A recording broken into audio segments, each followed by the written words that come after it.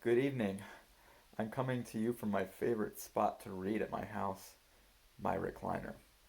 Uh, I'm gonna go ahead and read chapter 4 tonight. This is what you're supposed to read on Thursday. Um, Before I get started, let's go ahead and just kind of review what happened in chapter 3. Uh, we read in that chapter about how Kenny thought he had his personal saver, someone who was gonna get picked on more than he did. And he was really hoping that was going to happen, so a lot of the kids would lay off of him. But then, as it turned out, he actually became pretty good friends with the personal saver, Rufus. And it was actually a welcome thing for Kenny because, quite frankly, he didn't really have any great friends to begin with. But then, he kind of made a little bit of a mistake. Uh, Rufus kind of took it personally, and their friendship kind of ended for a little bit. But luckily for Kenny, his mom kind of went over and talked to Rufus and kind of mended that whole relationship. So that's where we're at now. This next chapter, so far, Byron and Kenny, as we've read about, haven't had the greatest relationship. Byron kind of bullies Kenny sometimes, being the older brother. But we saw one time earlier where Byron actually tried to help Kenny, and we're gonna see that side of Byron in this chapter. So it's not like he's always mean to Kenny, but because there are some times where he actually does he tries to be help Kenny or do some nice things for him. We'll see one time here in this chapter that he probably goes a little bit too far though, trying to help out Kenny. So, chapter 4 is called Froze Up Southern Folks. Because she'd born in Alabama, Mama didn't really know anything about the cold. Even though she'd lived in Flint for 15 years, she still thought cold weather could kill you in a flash. That's why me and Joey were the warmest kids at Clark Elementary School. Mama wouldn't let us go out on a cold winter day unless we were wearing a couple of t-shirts, a couple of sweaters, a couple of jackets, a couple of coats, plus gigantic snow pants that hung on your shoulders by suspenders, plus socks and big black shiny rubber boots that closed with 5 metal buckles. We wore so many clothes that when we pulled our final coat on, we could barely bend our arms. We wore so many clothes that when Byron wasn't around, the other kids said stuff like, "Here come some of them weird Watsons doing their mummy imitations." But the worst part of this was having to take all this stuff off once we got to school. It was my job to make sure Joey got out of her coats and things okay. So after I took all of my junk off, I went down to the kindergarten and started working on hers. Joey usually looked like a little zombie while I peeled the coats and jackets off of her. She got so hot inside all this stuff that when I finally got down to the last layer, she'd be soaking wet and kind of drowsy looking. I took her hood off and unwrapped the last scarf that was around her head. When that last scarf came off, there was always a real nice smell, like Joey was a little oven, and inside all these clothes she'd baked up her own special perfume, with the smell of shampoo and soap and the pomade Mama put in her hair. That was the only part I didn't mind. I loved sticking my nose right on top of Joey's head and smelling all those nice things baked together. Mama always kept a little towel in Joey's last pocket so I could make sure her face and hair were dry. "Kenny," she said one time while I wiped the sweat from her forehead and hair, "can you do something to stop Mommy from making us get so hot?" "I tried, Joey. Mama thinks she's protecting us from the cold." I tried to get Joey's shoes out of her boots. Whoever invented these boots should be shot, because once the boots got a hold of your shoes, they wouldn't let go for anything. I pulled everything off Joey's foot and gave her the boot while I reached my hand inside to tug on the shoe. We pulled and pulled, but it seemed like the harder we pulled, the harder the boot sucked the shoe back in. Maybe Byron will help make Mommy stop if we let him know how hot we get. Joey was too young to understand that Byron didn't care about anything but himself. He was kind of nice to her, though, and didn't treat her like he treated me and the other kids. We tugged and tugged, and the shoes started coming out an inch at a time. Finally, it made that funny sound like water going down the drain and slid out of the boot. Phew! I tied Joey's shoes back on her feet and used her towel to wipe my own forehead. I couldn't wait till I was old enough to not listen to what Mom told me. The next morning, Mama was burying Joey in all her clothes again. Joey was doing the usual whining and complaining. Mommy, can't I wear just one jacket? I get too hot. And besides, when I wear all this junk, I'm the laughing stock of the morning kindergarten. Mama's hand came up to cover her mouth, but she got serious when she said, Joey, I don't want you to be the laughing stock, but I don't want you catching a cold. You've got to keep bundled up out there. It's colder than you think. This cold is very dangerous. People die in it all the time. Joey pouted and said, Well, if I die in it all the time, how come we don't see any frozen people when we go to school? Mama gave Joey a funny look and pulled her hood over her head. Sweetheart, do what Mommy says. It's better to be too warm than too cold. Joey whined a little more while Mama put her boots on her. Me and Byron went outside and waited by the porch. He was trying to look cool, but I said to him anyway, Man, I hate taking all that stuff off Joey when we get to school. She whines and cries the whole time. I stood next to him and looked at him sideways. Seems like you got a real bad memory. Who you think took all that stuff off your little behind all these years? What goes around comes around. I was surprised he said anything, since Byron thought it was cool not to answer stuff when someone younger than you said it. But he wasn't being completely nice. While I was talking, he kept moving around me, so if I wanted to look at him sideways, I'd have to move too. It must have looked like we were doing some kind of square dance with me moving around like one foot was nailed to the porch. Yeah, I bet I didn't cry and whine. Byron kept circling me and put his hand behind his ear. What? I know you didn't just say what I think you said. You were the criest little clown there ever was. With Byron walking around me like that, we must have looked like we were in the Wild West and I was a wagon train and Byron was the Indian circling, waiting to attack. Byron changed directions and started going around the other way, and I acted like my foot was nailed to the porch and started following him sideways that way. I knew there wasn't much point in saying a whole bunch more to him, so I said mostly to myself, Man, I hate listening to Joey whining when I take all that junk off her at school. Well, listen here, he said.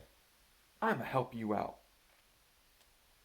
I know it's kind of stupid to think that someone who's teasing you by going around in circles is going to help you out, but I said anyway, How? He kept going round and around me, but I bet we looked like the solar system, with me being the sun and Byron being the orbiting Earth. I'll talk to Joey, kind of put her mind at ease. This didn't sound so good, and I got sick of By teasing me, so I let the Earth orbit by itself. Joey finally came out, and the three of us walked toward the bus stop. Byron started right in. Baby sis, I know you don't like wearing all them clothes, right? Right, Byron. They get too hot. Yeah, I'm hip. But there's a good reason why you gotta have all that stuff on. Why? Only me and Kenny wear this much junk. Yeah, but what you don't know is that Mama's only doing what's right. There's something she don't want you two to know yet. But I know you some real mature kids. So I'm gonna tell you anyway. Okay, tell us. I wanted to know too. Even though I was in fourth grade, I fell for a lot of the stuff Byron came up with. He made everything seem real interesting and important. Alright, but when Mama finally do tell you guys this stuff, you gotta act like you're surprised. Deal? Both me and Joey said, Deal. Byron looked around to make sure no one was listening, then said, Have you ever noticed early in the morning, some of the time you wake up and hear garbage trucks? Yeah. And have you noticed how when you get up to go to school, you almost never see them trucks? Yeah. And have you ever noticed how when you do see one of them trucks, it got a real big door in the back of it that opens and shuts so you can't see what's inside? Yeah. And have you noticed how that door is too big for even the biggest garbage can in the world? Yeah. And Joey, did you notice how Mama got kind of nervous and didn't answer your question about seeing people frozen up on the street? Yeah. Byron looked around and made us get real close to him. Okay, now this is the part you're going to have to look surprised at when Mom tells you about it. But before I tell you, you got to practice acting surprised so I don't get in trouble for letting you know. Okay? Yeah. Kenny, you first. I made my eyes get real big and threw my mouth open. Not bad, but try it with some sound. I made my eyes get real big, threw my mouth open, and said, What the? Perfect. Baby sis, your turn. Joey did exactly what I did. That's good, but I think we need some action. Do all that stuff and throw your arms up like you just heard some real shocking stuff. We did.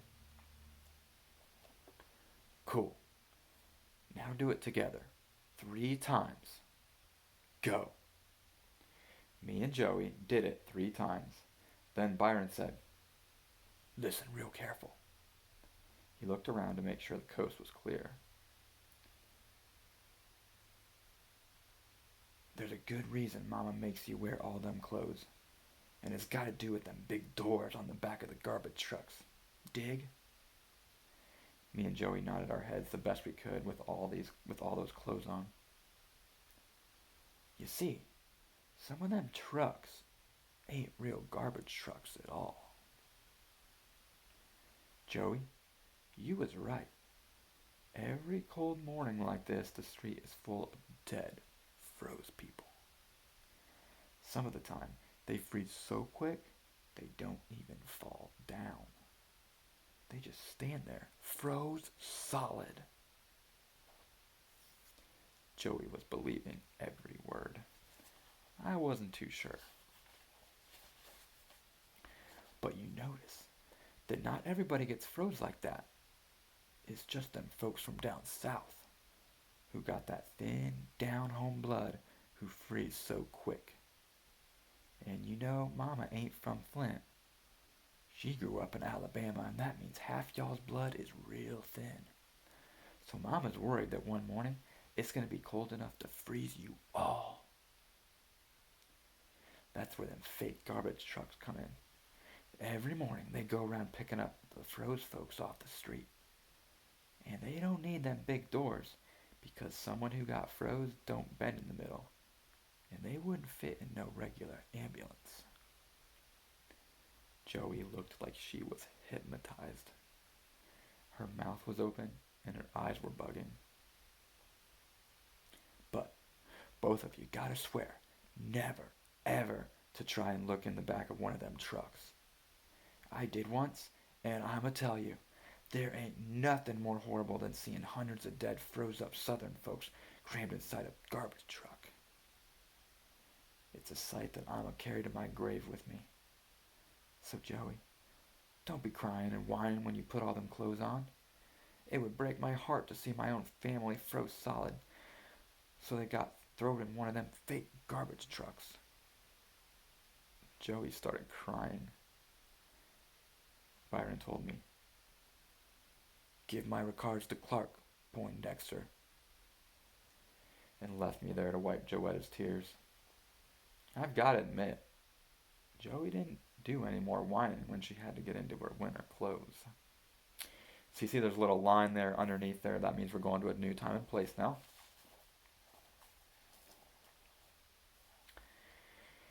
The only good thing about Mama being afraid of the cold was that we were the only kids at Clark who got to wear real leather gloves. Most of the other kids had to wear cheap plastic mittens that would start to crack up after after 2 or 3 snowball fights or one real cold day.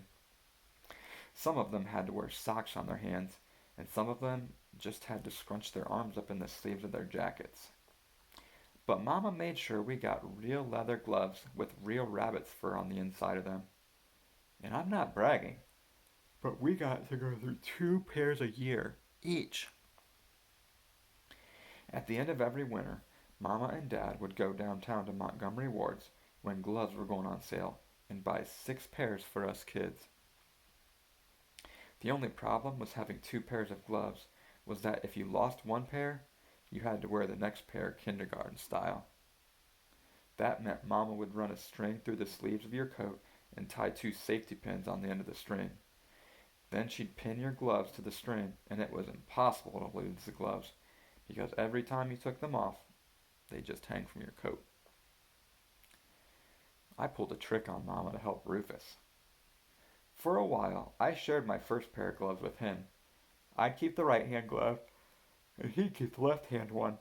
That way both of us could get in snowball fights, and instead of Rufus scrunching both of his hands up in his sleeves, I'd scrunch one of mine, and he'd scrunch one of his. This was okay for a while, but then I figured that if I told Mama I'd lost my first pair, she'd give me the second one, and me and Rufus would have a full pair of gloves. It worked. Mama put the second pair on my coat, kindergarten style, and warned me, "This is the last one, Kenny.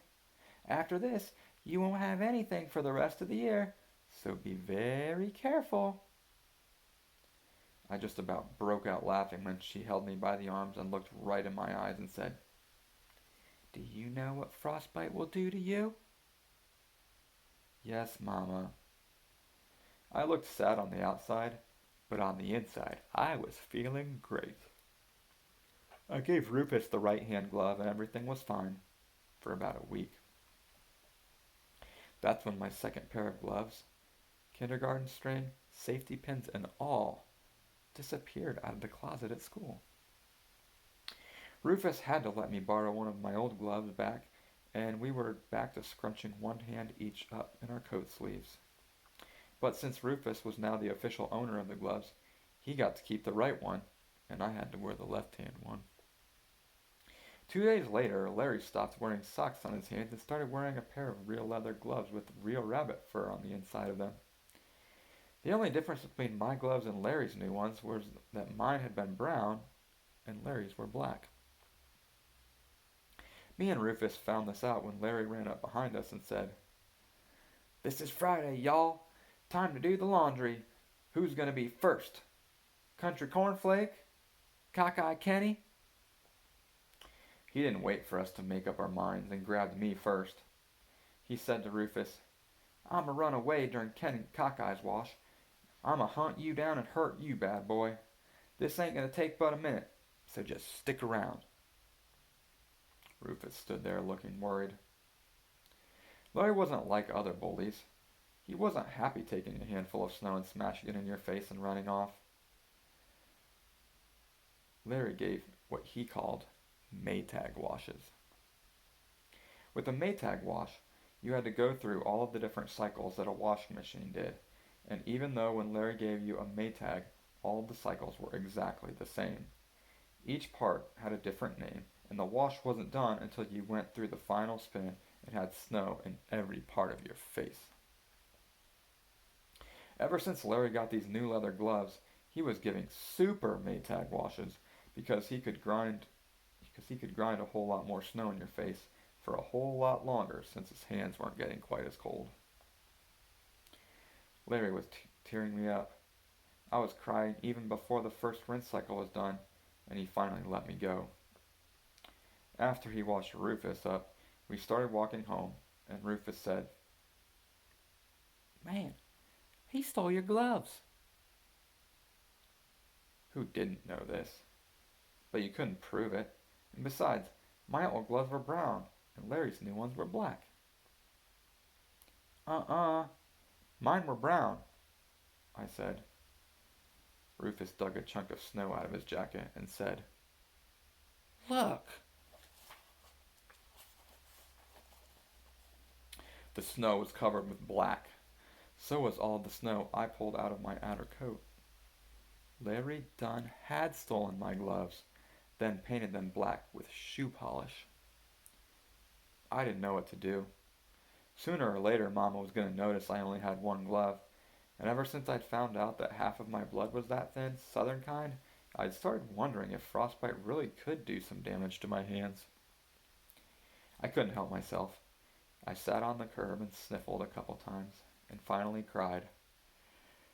Rufus knew this was some real embarrassing stuff, so he sat down beside me, looked the other way, and acted like he didn't see me crying. That's how come we didn't see Byron Buphead walk up on us.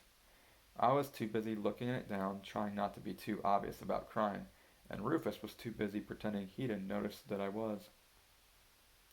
"What you crying about, punk?" I made the mistake of telling Byron about my gloves and Larry Dunn. "Where's he at?" "Washing Kid's face is over by the school." "Come on." Me and Rufus followed Byron Butthead over to Clark.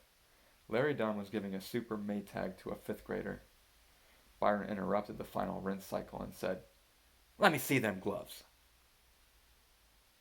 Larry Dunn said, "I ain't." By snatched Larry Dunn's windbreaker with one hand, then touched his mouth with his other hand. "Buphead, I thought for sure when I got up this morning that my lips was working fine. And now when I feel 'em like this, they still seem like they moving just right. But if they working fine, how come this little fool ain't doing what I told him to do?" Buphead shrugged and said, "Maybe the boy's ears is bad." "Maybe. Maybe I'm gonna have to use deaf people language to talk to him.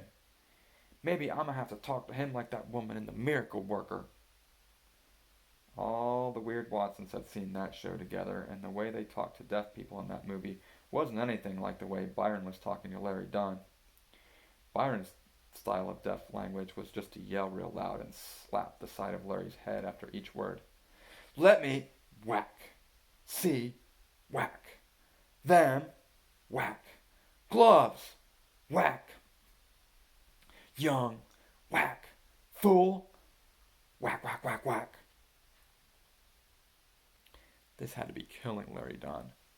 Larry didn't cry or anything. He just stared at By and said, "I ain't." He talked real tough, but he didn't do a thing when Byron snatched the gloves off of his hands. The palms of the gloves were brown and the backs were black. Byron threw me the gloves. "Here, Kenny." "Thanks, By." That would have been fine with me, but Byron wasn't through. "Come here, Kenny." I went and stood where Byron had the neck of Larry Dunn's skinny little windbreaker wadded up in his fist. "Pop him," Byron said. I gave Larry Dunn a little slap on the arm. "I'm only going to tell you one more time. Pop him." I hit Larry a little harder. I hoped he'd bend over and act like I'd killed him, but he stood there trying to look cool. Byron kept his word and only told me that one time. Then, when I didn't hit Larry hard enough, By punched me in the stomach. Hard. I didn't even feel it because I had all those sweaters and jackets and coats on. But I had more sense than Larry. I acted like I'd been popped by Sugar Ray Robinson and staggered around, then fell on my knees holding my stomach. I said, "Ugh." A little crowd of kids started bunching up around us, and Byron decided it was time to put on a show. I don't know why bullies always have to have such a good sense of humor, but they do. Unless you were the one who was in the machine, you'd probably think that Larry Dunn's Maytag washes were pretty funny. And unless it was your jacket that was balled up in Byron's fist with a crowd of kids bunching up, you'd have to say he was pretty funny too. I knew Byron wasn't trying to help me anymore. He was just being mean. "Well, well, well, Mr. Dunn," By said. "Today's your lucky day." By dragged Larry over the chain link fence that went all the way around Clark. "You want to know why you're so lucky today?" Larry Dunn didn't say anything, so Byron grabbed his hair and jerked his head up and down a couple times. "I guess that means yes." The crowd of kids was getting bigger and bigger and was loving this. Not because they wanted to see Larry Dunn get jacked up, but because they wanted to see anybody get it. They'd have been just as happy if it was me or Rufus or someone else. "Well, today's your lucky day, 'cause I'm about to make you a new movie, and guess what? You gonna be the star." Byron jerked Larry's arms over his head 3 times.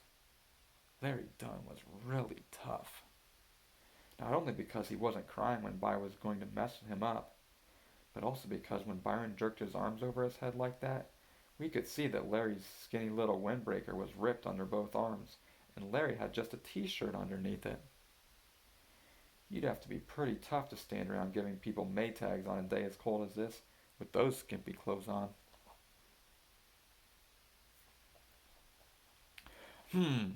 Guess that means you real excited about being in my flick. Yeah? By said. But I got some even better news for you. By lifted Larry up in the air and threw him. Larry landed on his butt. Someone shouted, "Look at them shoes!" The crowd cracked up. Larry Dunn's tennis shoes had holes in the bottoms, and he'd put pieces of cardboard box in them to cover the holes. Byron snatched him back to his feet. "Look at that! You so excited about being in my movie that you jumping for joy! Don't you even want to know what the flick's about?" Larry's head got jerked up and down again. "Okay, it's called The Great Carp Escape." I hated watching this. Byron was the only person in the world who could make you feel sorry for someone as mean as Larry Dunn. The Great Carp Escape was about a carp that was trying to get out of a net in the Flint River. The stupid fish would run into the net, get knocked down, then get back up and run into the net all over again. Since he was the star, Larry Dunn had to play the carp, and the fence around Clark was the net. The director of the movie, Byron, didn't like the way the scene was going, and made the carp redo it over and over and over again. "Let's see a little more fins this time, carp," Byron would say, and then throw Larry into the fence. Since tennis shoes don't have a lot of grip on the ice, Larry would go into the fence hard and couldn't control what part of them hit first. I knew it really had to hurt to catch yourself on that cold fence with nothing on your hands, not even socks.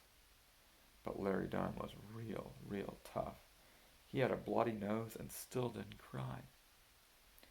I wish I hadn't told Byron about what happened.